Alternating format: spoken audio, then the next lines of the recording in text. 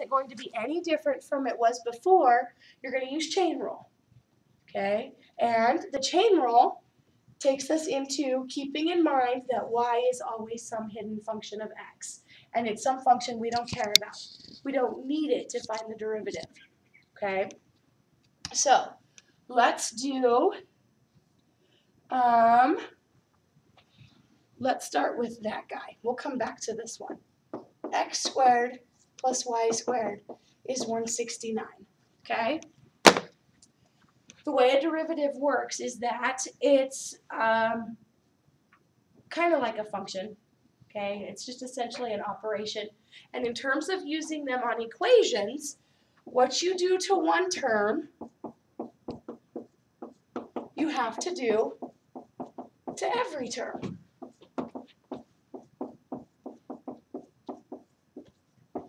So if I'm going to differentiate the left side, then I also have to differentiate the right side. And essentially what that means is that everybody gets its derivative taken. Okay? Again, always with respect to x, unless it says otherwise. So my variable is x. How do you differentiate x squared? 2x. Yeah, that doesn't change. Okay? Plus, we'll come back to this one. Differentiate this side. What's 169's derivative? 0. There's no variable in there whatsoever. So constants will always go to 0. Now let's come back to this one. I want to take the derivative of y squared with respect to x. So y is some function of x inside of there.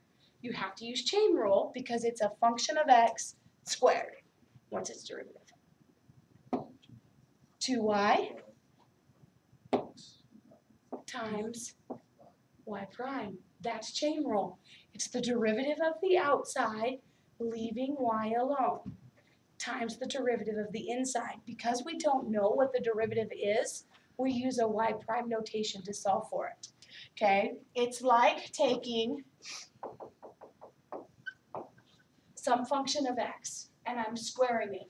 That function could be e to the x. It could be the sine of x minus 1. We have no idea. Okay? Who cares? I can find this guy's derivative by using chain rule. Okay? What happens with the exponent? Comes out in front. We get to leave this guy alone. Its new exponent is 1. But now, because it's some function of x, you still have to take its derivative. Chain rule says those derivatives multiply together. So I have to multiply by the derivative of the inside, which might be e to the x, which makes this e to the x. But if this is sine of x, this goes to cosine of x, right? So what is f of x the same thing as? Y. It's identical to y. So this is really saying that I have y squared, and I want to take the derivative of it. So how do I differentiate it? 2 comes down. You leave the y alone. You don't touch it. And then it has to be multiplied by that hidden function of x, your y prime. And there's its derivative, which is identical to this. And it's chain rule. Okay? Doesn't look like it, but it really is. It's because we don't know what this function of x is. We don't care what it is. It doesn't matter. Okay? It's not going to help us get to the derivative. So now, can you find y prime from here? What do you do? Subtract 2x. So 2y, y prime is negative 2x. Divide by 2y.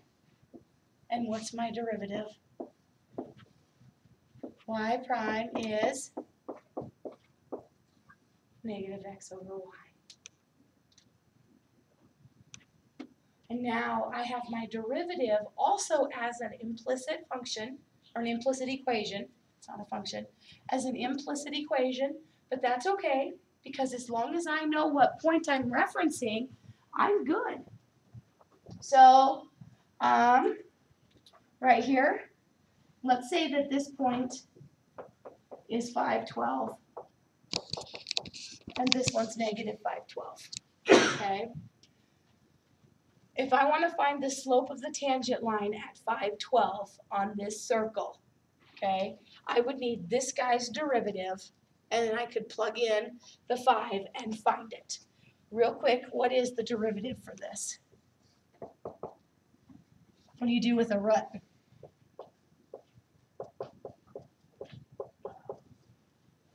Make it a half power, okay? And I still have to use chain rule, only now I know what the inside function is. Okay, so the half comes down, leave the 169 minus x squared alone. What happens to this? Subtract 1 off, and it becomes negative 1/2. Now, times the derivative of the inside. What's the derivative of the 169? And of the negative x squared? Negative 2x. This guy, if I clean it up, is really just this. Okay, that's my derivative. The advantage to an explicit is that I only need one coordinate. Okay, I only have to know the x. And if I put x in here, I get negative 5 over the square root of 169 minus 25, which is negative 5/12. Okay, now if I want to use this one, okay, I have to find the derivative of this thing. I have to go through that whole process again and then plug 5 in. Or I can take my derivative once, and we got negative x over 5. X is 5, y is 12. Did I get the same slope for this particular point as right here?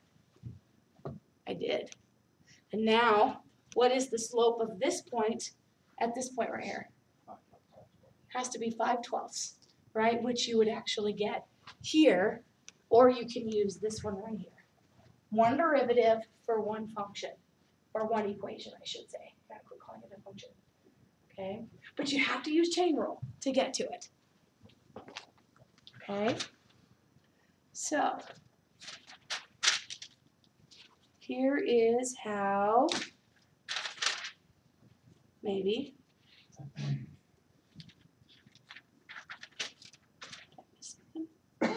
nope. Okay, so let's come back to this one. Find the derivative. So would you always do it for y, or could you do it the other way around as well? Yeah, you want to do it for y.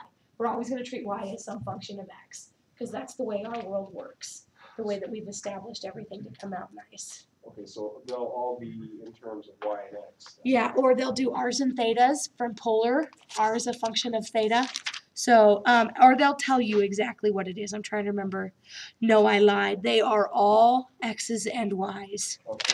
Okay, so we're always going to treat y as a function of x. It must be my other text that does it. Okay, so y is always a function of x.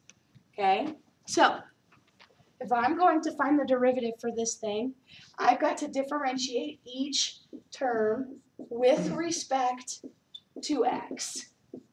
X is my variable, and y is some hidden function of x. Again, we don't care what that function is. Doesn't matter. I don't need it. Okay? So start with y cubed. What's its derivative with respect to x? Use the chain rule. You do. So what do you do first? Pop the 3 down in front. Y doesn't change. And the new exponent is squared. Okay? All of you will get that. Some of you are going to forget something. What do I have to put on here? Y prime. Why? Why do I need a y prime? That's how it's done. Pretty much. Do as I say. Okay? No, y is a function of x. Okay? We don't know what that is. We're differentiating with respect to x, not with respect to y. So y is some function of x inside of there. So this is the derivative of the outside, leaving the y alone. But then chain rule says you have to multiply by the derivative of the inside. Okay? And its derivative is always y prime. So every time that you take a derivative involving y, what are you going to tack on as a multiplier? Y prime. Chain rule says I have to do that. Okay? Plus, What do you have to do to take the derivative of xy? Chain rule again. No, not chain rule. Product. Product rule. You have x as a function all by itself times another function of x. It's f times g. So, what's the derivative of x? Just 1. And what happens to the y? Stays there. Plus, now leave the x alone and take the derivative of y with respect to x. Y prime. That's all this one. Okay, so we've done 2 terms. Plus the derivative of 3x. 3, yeah. As long as there's no y, you just take its derivative. And the derivative of 7? 0. Okay? Real quick, so Yes. the inner term there would actually be x times 1 times y prime, right? Which one are you talking That about? one, right? This one? Yeah, well, to your right. No. The x times y prime. The x You times just y got prime. it Oh, right this there. one, yes. Yeah, it's actually x times 1 times y prime. Yes, right? it is. Okay. Yes, sorry. Oh, no, It is. I was just making sure. Yeah, I was nope, saying- nope, that's exactly how you want to think about that. Okay. Okay? So now, when they say find y prime, they truly want y prime as an implicit equation. They want y prime all by itself. Okay? So, calculus is done. This is essentially the derivative hidden inside of here. You have to extract it. How do you find y prime from here? You have to solve for y prime. So, all of these will follow exactly the same step. How do you solve an equation for a specific variable when there is all these other variables involved? Yeah, put everything with your y primes, leave it on one side. Everything that doesn't have a y prime has to go to the other. Then what? Factor out y prime and divide. It's that quick. Okay, so who goes to the other side? The 3 and the y, right? So this one doesn't have a y prime, neither does that one. Both of those have to go to the other side. So we're going to get 3y squared y prime plus xy prime equals minus 3 minus y. Now, still trying to solve for y prime, what does everything on the left have in common? And the only thing that I care about that they have in common is the y prime. So that leaves me with 3y squared plus an x. Still equal to the same stuff. You're almost done. What does it take to get y prime by itself? Divide. The derivative is negative 3 minus y over 3y squared plus x. That's my derivative. Again, it is an implicit equation, but that's okay. All right? As long as I know the ordered pair up there, I can find its slope anywhere.